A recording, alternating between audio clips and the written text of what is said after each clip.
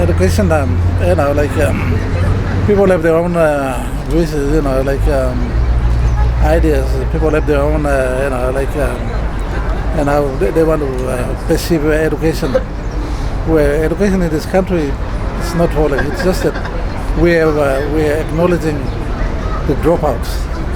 We have a big dropout, and that doesn't mean the education is falling. And then we are addressing that. Next year, going forward, some of the things that we are addressing now is there'll be no, we will no longer have the grade 8 examinations and the grade 10 examinations. So which basically means one starting point and one entry point and one exit point, which means every student who starts up in the elementary or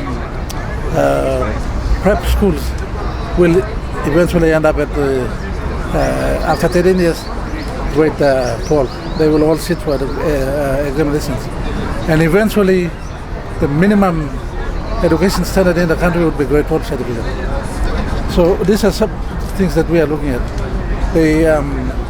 The huge number of dropouts is not necessarily to do with our inability to provide education service.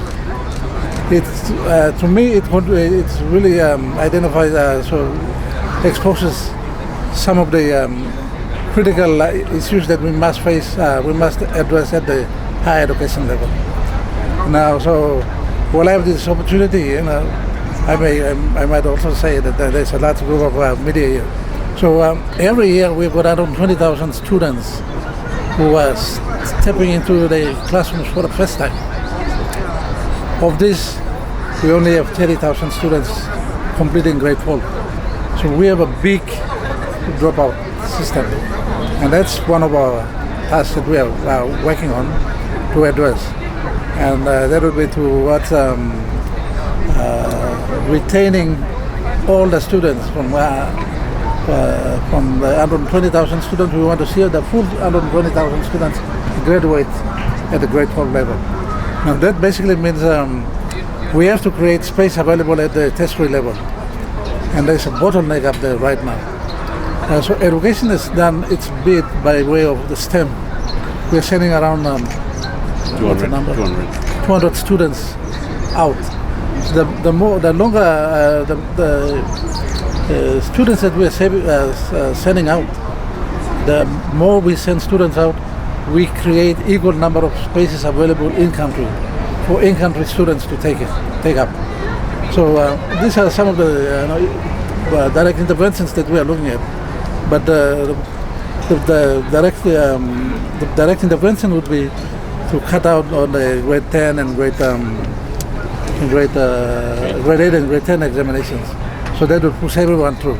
And that also calls for a lot of collaborations between the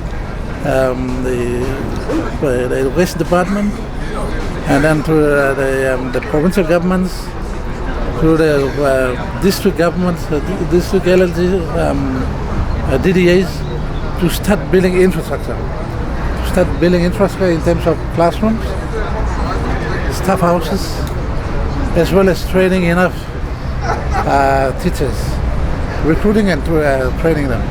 And that also calls for those people who have a first degree and not having any jobs out there. There may be an opportunity for you to be recruited and then go for the postgraduate diploma in education. And that is solely to qualify yourself to know how to teach before you can stand in a classroom and teach.